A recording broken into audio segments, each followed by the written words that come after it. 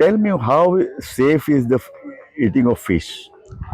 So basically, if you see in our country, the fishery sector is getting commercialized a lot. Mm. So in that commercialization, we are now sourcing very frequent fishes from the inland farming which is happening. Mm. So basically, if you are doing inland farming or controlled farming or harvesting, then it is very safe to eat because it could be controlled and monitored. Correct. Then apart from that, if we are taking consumption directly from the sea fishes, which is being done by the actual fishing community who Mm. goes out there, and they could be called a little low income group community, it is a very much hazardous for them. Mm. So, as we are guiding that how the practice should be governed by commercializing them in the inland fishing, in the same way we have to guide that whatever fish catching is happening from the onshore seas area, it should have some monitoring practices, some monitoring tools in place. Mm. So that's how we can regulate that what is safe and what is not. You see, we are more concerned because we go to market and buy the fish. So Right. we don't know whether it's from the local seashore, local river, or coming from faraway places like Tamil Nadu. So the issue is, if the fish is traveling, transported for 4 or 5 days, then there is also a issue that they might be using chemicals like formalin. Hmm. So it becomes very difficult. So monitoring has to be very perfect, very strict. Right. So, as you mentioned, it is a very serious concern, and this problem has emerged in last 15, 20 years a lot. So, basically, when the scientific community got to know about it, they have devised a very simple kit, which is an iodine-based kit. You can test it directly, but as a consumer, doing it for every buy is difficult. But at the very local level, like at the municipality level, you can have a dedicated department which ensures that whatever fish is coming into the market is Mm. safe in all type of limits. Mm. So whatever the kit has been devised, it could be made available to the ULB community, the municipality community, and they should be trained that how you have to carry out all the analytical process before the fish is being taken from the market. Yeah, and contamination of plastic, microplastic, nanoplastic. So we have no, alternative, I think, but to eat See, I plastic mean, every day. the type of distribution of nanoplastic and microplastics have already have been made their impact. A lot of nanoplastic and microplastic. What we can do as of now to have very strict regulation policy in place where we can monitor that how our plastic is flowing into the ocean or any kind of marine bed. Mm. So, to make sure that you have very less of this micro and nanoplastics, you have to make sure the platforms like online platforms like leashes and all, which are being distributing the fishing and all the seafoods at a very large scale. You can create that type of departments which can actually form these type of organization, and then it becomes very easy to regulate them and monitor them. Mm. So for any kind of microplastic and nanoplastic, it's very important to understand how your plastic is traveling. Mm. So every department should have a dedicated, every state should have a dedicated department wherein they can make sure that a regular monitoring is in place for all type of plastic movements within their state. Yeah, It's whether it's HUP or the normal plastics. yeah. It should be very regularly monitored. So that's what we are actually proposing for, that we should have a national marine litter policy. There we should have a national database wherein the local departments Okay. could report that this is the situation of plastic pollution in our state. Okay. And your study, Center for Science and Environment, said that Goa sea is the most polluted sea in India. Right. So it is more dangerous for us. So basically, this is the study put up by the NCCR, technical wing of the Ministry of Earth Sciences. Mm. So what they have done is they have done the quantification methodology for the beaches. Mm. And as we know that the beaches in Goa are quite populated and quite famous because of tourism sector, and well developed tourism infrastructure is there.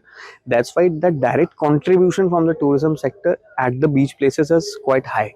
Mm. Whereas in the other states, because their tourism sector is not well developed, the beach litter you won't find that much. Yes, yes. So this is one of the link that is there. Okay, so how to now go ahead?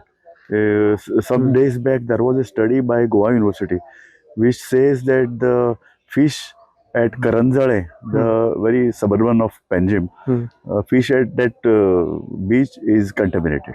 Right. So, So, firstly, we have to, the contamination thing is not happening from like in recent years, like not in the 4 5 years, but it's been there. It's more frequent that we are able to see its impact. So whatever impact that we are able to see, it's very urgent to trace back its origin. So whenever we are finding any kind of contamination, it's not necessary that the pollution might have happened at the same place. It might have happened somewhere else. yeah. So as the problem of marine litter is very dynamic, it's transboundary in nature. So identifying the source of the problem is quite difficult.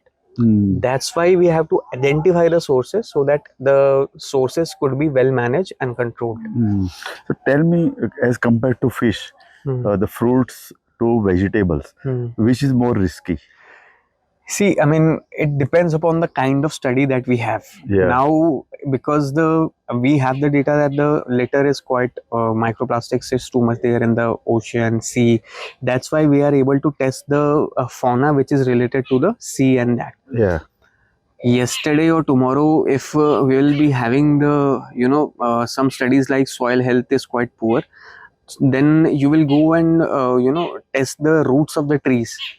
So it will be always be like that ki whenever you find a certain evidence of some kind of pollution, you trace back its source.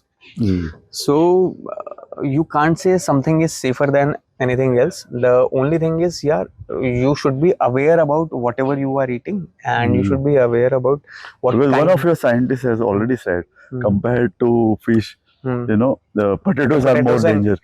yeah, I mean, because see, it's not about which is danger and which is not. It's about how whatever is entering into body is reacting to you.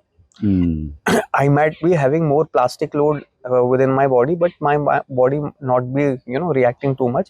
You might be having very much less of plastic inside your body, but it could be a very dangerous impact to you. So we are waiting for the studies which could actually give us a picture that what is the retention rate of the microplastic within the body, and for a Okay. particular time of retention rate, what kind of impacts it creates for a normal human being. Okay. Okay. So it's yet to be seen, and a lot of progress have been made. We'll see that how things will So unfold. till now we can eat fish.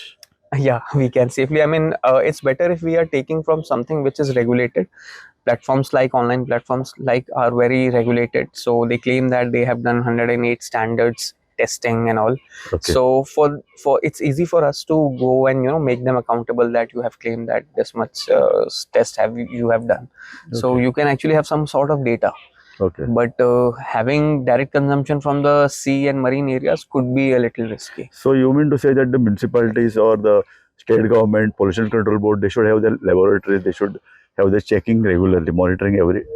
Definitely, if it's possible, they should have a city level laboratory. And more than the laboratory, it's important for the crucial checks and capacity building of the ULB officials, that they know that how the fish is traveling to the market, or what Okay. are the checkpoints. If the fish is being cast along the shore, it should be checked there only. Okay. Or there should be an easy mechanism which should be friendly with the fisher folk community and fruitful to the overall market. Okay. Okay. So will Thank you. something come up with this? Actually, we are, I'm from Goa, and we are very much interested in eating fish. We sometimes 3 times a day we eat fish.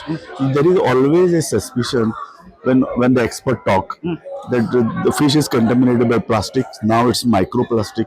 Now it is other contamination also. So how safe is the fish now? I just want to say this thing only by comparing many other things like vegetable, milk, egg, and all, fish is safe. Fish is safe. Fish is safe or safer than any other thing. Okay. But fish is contaminated because of so many pollutions is happening Yes, into the yes. marine environment. Correct. So we have to have the knowledge about the pollution. So we have to take some regulatory measures and Yes. means before reaching into a large impact, we have to take some regulatory Yeah. management measures, and awareness also should be there about the pollution. But this fishery sector, which means a huge population is depending on the fishery sector, Correct. so we can't say that don't avoid fish or don't Okay. eat fish. Ma'am, there was a contention, there was a report in Goa that particular beach in Goa is the fish there available is contaminated. This Sir, can happen. yeah, actually, my problem is particular beach means how many beaches they studied, means how many area. This I think everything. Goa University studied a particular beach called Karanzale. In that area, they are just analyzed and they are saying that it is contaminated. Contaminated. Not like that. If you are conducting a research, it should be like throughout the Goan beaches you have to take, Do it, okay. then transect survey you have to Okay. take, then compare it with the So standards. fish also travels, so you can't say that particular beach is contaminated. Contaminated, and Yes. from where they collected the fishes, from Okay. the sea or from the landing center, Okay. everything we have to be Another considered. another contention in Goa is some years back there was an allegation that fish coming to Goa from far away places, Yeah. they use the formalin. Ah. So how to identify whether the fish has been contaminated by formalin?